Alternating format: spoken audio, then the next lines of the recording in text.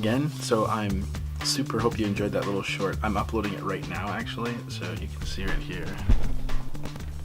I'm uploading the video short right now that you guys would have seen yesterday, but I'm uploading today, obviously. So I'm super excited. I hope it was fun. I had really fun shooting it. Thanks to Ashley for helping me out. There's a couple scenes in there I couldn't shoot on my own, so I'm being really quiet because everyone's still asleep. It's super early in the morning. So I had a little bit of a break. It was super nice. I loved having a bit of time off. It was fantastic, but I'm gonna be back now doing some stuff, and there's so much to update you guys on, and though we'll just have to wait. I can't do it all in one video, so I'll just keep updating you guys as we go. But right now I've got to go wake up Tava. It's time for her to get ready for school because we have to go to school. So let's take Tava to school. Before we get out of here, I'm just posting to Instagram that the vlog is up, so that's cool. And here's Tava. Hi. She's so tall now. Like, look how tall she is now. She's I'm just 5'5". Are you 5'5" already? Yeah. I'm almost the same height as Tyler. Kids grow up so fast. I do. Okay, we gotta get Tava to school. But this is my desk area.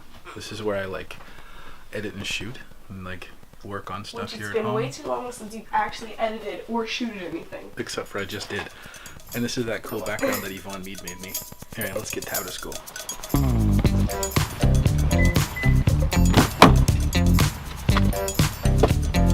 I guess we should explain that we're not in a Jeep right now. We're actually in a Toyota 4Runner, which we just bought. The Jeep is still there, so there's the Jeep, which you saw in yesterday's video, but we're trying something new with this. I'll explain this later as well. I have a lot to explain to them about the last 5 months.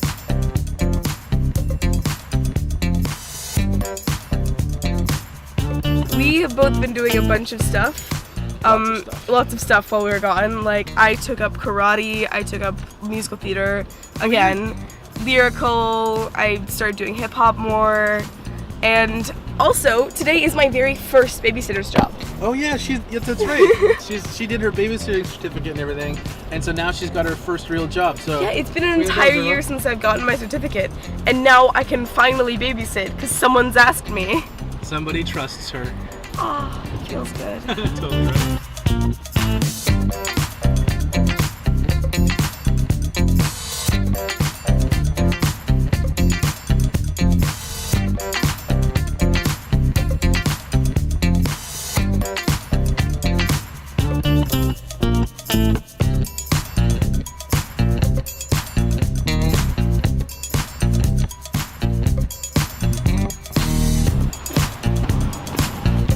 We just saw Brad Peaton inside. This is Brad's little Jeep over here. So we were talking suspension lift and stuff. Because I need a suspension lift in this, and he said to look up Toy Tech, so I'll check it out.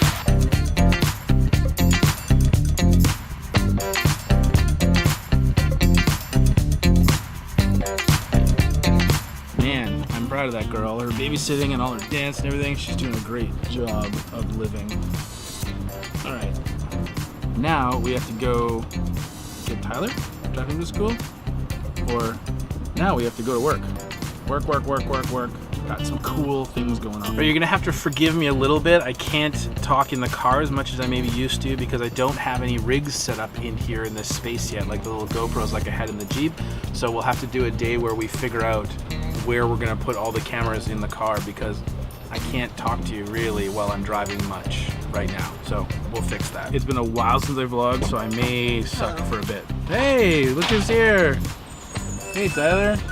Hi. Tyler is grown. What are you, like 6'8"? Probably. He's getting very, very tall. I'm like as tall, if not taller than Morgan. We introduced the fact that we're in a new car. You already did that? Yeah.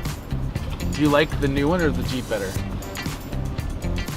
Obviously the 4Runner. Tyler really likes the 4Runner. I don't know, like I thought I would hate it, but it's actually pretty nice. I have the exact same sense in my life, but we're gonna go into that later. We'll talk about the differences we're finding between the two, and then we'll follow the build on this as we build it up for overlanding. We have moved the TikToking office. We're down in Bastion Square.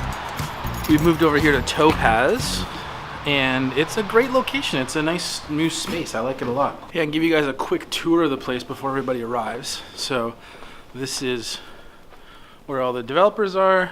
This is our little meeting area in here. That's our kitchen. Down there is a boardroom, office, Doug's office. office, storage room, my office. That's pretty much it. Welcome to the really quick tour.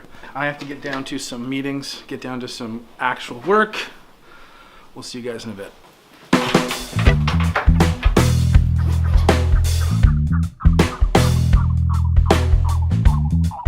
I think one of my favorite features of the Apple Watch is that it unlocks my computer when I'm close to it. It automatically unlocks it for me. I think that's rad.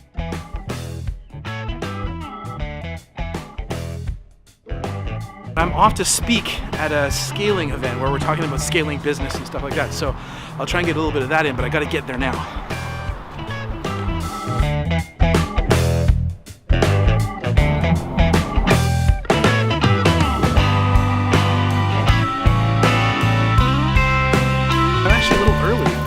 Awesome. And I'm wearing a backpack today because it was pouring with rain this morning when I took Tab to school. I didn't want to get my nice leather bag wrecked, so it's better to use a bag that isn't going to get wrecked by the rain, because those real nice expensive bags they get wrecked by the rain. But let's go in and see what's happening in here.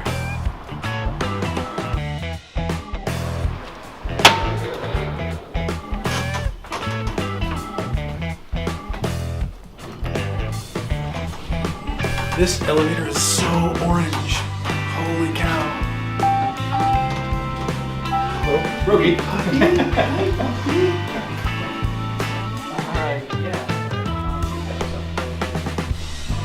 Okay, so I went to the wrong floor apparently, but now I'm in the right space. Hey, how's it going? Hey, good to meet you. I'm Al. Good to meet you. Yeah, welcome. Oh, you guys are okay. Craig Thompson is talking. Look at this good-looking guy. HR, we're doing a whole bunch of other corporate type things to make stuff happen. Okay, I'll leave him alone. As usual, I like to. I've arrived a little bit early, which is awesome. It gives me some time, but so I'm just gonna keep working until I get in there. That's my goal.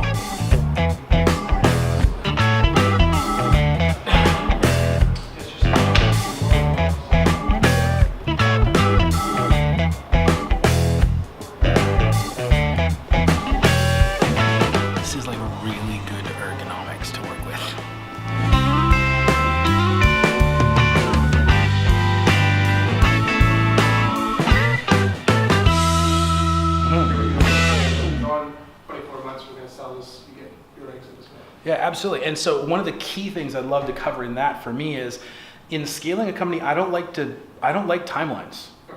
I like goals, and I like goals that you try and hit as fast as possible, because I find two things. If you have a really talented team and you give them timelines, they're going to hit those timelines. But if you give them a goal, they're going to hit it faster if they're a good team. If you build, well, it could be anything. Like, I would identify the goal. So let's say with TikToking, the entire company is built off of user growth, right? It's a social media play. It's all about user growth. Everything comes off of user growth. So I've mapped in goals that are the funding required, like here's the different funding rounds and the user targets, and those are the kind of things we need to hit. And then you plan out backwards from that, what needs to happen to hit those targets, and then you work backwards and set the goals for people along the way.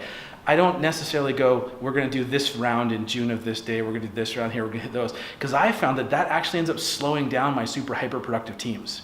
So if you can put, it all depends on how good your team is too, right? Like if you've got a good team, you can do this. How do you kind of navigate those waters to make sure, I don't know, maybe also motivate the team, right? Because if you have to have a shitty day or a shitty week, how do you keep people on the goal and not kind of get too caught up in the day-to-day? Because ultimately it will pass, right? 5 months down the road, nobody remembers that customer call, but in the morning off, we still have to jump on that phone call and kind of sit through it and then motivate ourselves to be productive again. You have to. Yeah. So my very first thought is never ever promise anything you can't deliver, because that'll. Hard because the sales team already did for you. And though, who's in charge of the sales team? Ultimately, I don't care who. I don't care if it's the sales team or anyone. The ultimate buck is me, right? Like if my sales team promises something, that's my fault. Because I didn't tell them not to promise it. It's not their fault. They're just doing their job. We need to sell. We need to make money. The more we sell, the more we make. The more we sell, the more the company makes. They're thinking gross revenue targets. They're not thinking about long-term customer satisfaction and growth. And part of scale, I've got notes on part of scalability is really customer satisfaction, right? It's one of the key things in there. So I never ever let them promise anything that you can't deliver on. That's my first thought. And I know that's hard, and it means you have to kind of manage what they're doing, but no deal should go out of there without you're okay. right? And so you should be looking through there and going, guys, I was talking to our Scrum Master and we don't have bandwidth for this, or we don't even have that. You can't be a leader that says, do as I say, not as I do, right? Otherwise you're just Caesar and then your whole empire falls apart and you get beheaded, right? I mean, that's an extreme example that probably won't happen here in Canada, but I would say first and foremost, you have to be the guy. You need to be working on your business, not in it. Because as soon as you have to do the medial tasks in your business, you're now not growing your business. You're now not focusing on growth. You're not looking ahead. You get caught up in the day-to-day. And as soon as you do that, that whirlwind of day-to-day will absolutely kill your productivity as far as moving a business forward. Your job as the owner entrepreneur needs to be, this is the business, this is where the business needs to be, how do I get it there? Not, oh my God, that person didn't get an email, this person didn't get that. Like you don't need to be on that. You at the beginning when you have no staff, you kind of have to be. You have to play all these roles. But the faster you can get rid of the menial tasks off your plate, the farther you're going to accelerate the success of your company. Well, do you want to do it or not? Like if you're not willing to write me a check right here, right now, you're saying no. And in Canada especially, maybe means no. Just put that in your pipe and smoke it for a while, right? We're bad at yes and no. Maybe I'll be there. No, that means no. You're not going to be there. Like if you look at Facebook should have yes and no. No, I'm interested. Right? It's like, that event? I'm interested in that event. Yeah, no, not going to happen. And then that whole thing. So money, people, product, marketing, and sales. Those are your 4 core focuses to keep on track as an entrepreneur. And then underneath that, it's all layered with your reputation. Because you can't hire in a community if you don't have a good reputation. You can't do anything in a community. You can't do anything if your company doesn't have a good reputation. If you don't have a good reputation, I think that went okay. You never know until you see people apply the stuff you talk about. But I just found out that my business cards are ready, so we're gonna go over and pick up my business cards from Yvonne. And he is a lovely human being, so I like him a lot. When I do talks like that, I get so much adrenaline that I start talking really fast. And as this guy speaking to people, that's one thing I've always tried to help myself with, is to stop talking so fast. But I hope I delivered some good information. We'll see. Oh, it's raining. Oh my gosh, Yvonne just gave me my business cards. My new business cards look amazing. I don't know how I can show you this in this dark environment, but look at that. It's a black business card with my gold logo on it. Yeah. How good does that look? And on the other side, he used my logo to make a cool pattern design, and it feels like velvet. Yvonne Mead, you're the best designer I know. Oh my gosh, I love you to death, my friend. If you ever need work, go to Mead Design in Victoria. They're fantastic. Done for the day. I went home, I got changed. I'm gonna do, we're going to an art opening for Sandra Frauer for her stuff, who I think you guys have seen on the vlog before, but I can't remember. So I'm just picking up Amy and then we're heading over there. It's gonna be fun. We'll show you her art and what she's up to.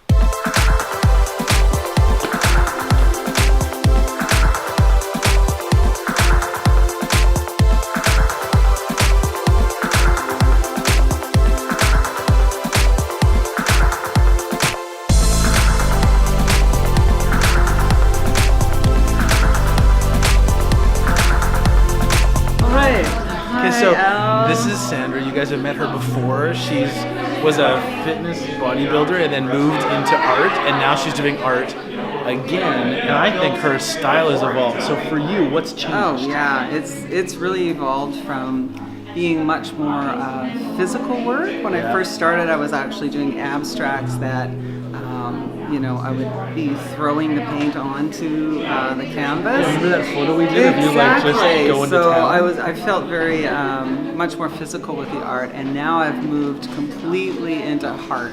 Yeah. I'm really heart-centered with the art that I'm doing now, and just love it. So it's really like I'm layering and unpacking kind of my life onto for people to enjoy my abstract work. So it's beautiful. I'm loving it. Loving what I'm doing. And so tell everybody where they can find out more about your work if they want to go check out your stuff. Oh, they can check out at sandrafroher.com. How do you spell Froher? Froher. So sandrafroher.com. You can check out all her stuff there. So she's totally worth it. She's an awesome person. I love her because she's genuine, and so her art is very genuine. So beautiful. Keep it up. Thank you, Al. Right. Love you. Let's go check out some more stuff.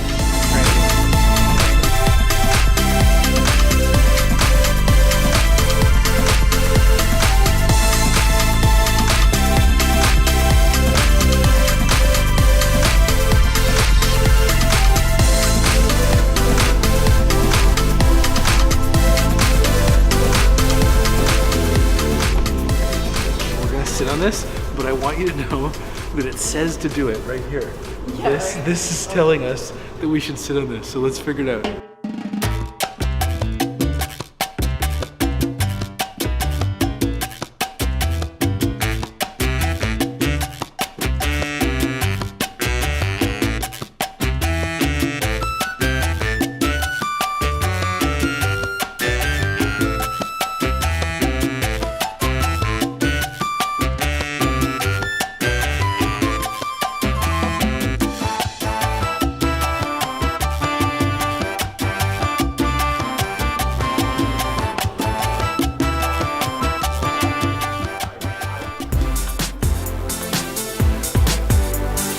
Thanks so much for watching. It's great to have you guys here. Connect with me with all my social media links below so we can have that continued conversation. Make sure you click subscribe down the bottom there so you'll get alerts whenever my new YouTube videos come out. Check out the last video I did over here, and we'll see you guys on the next one.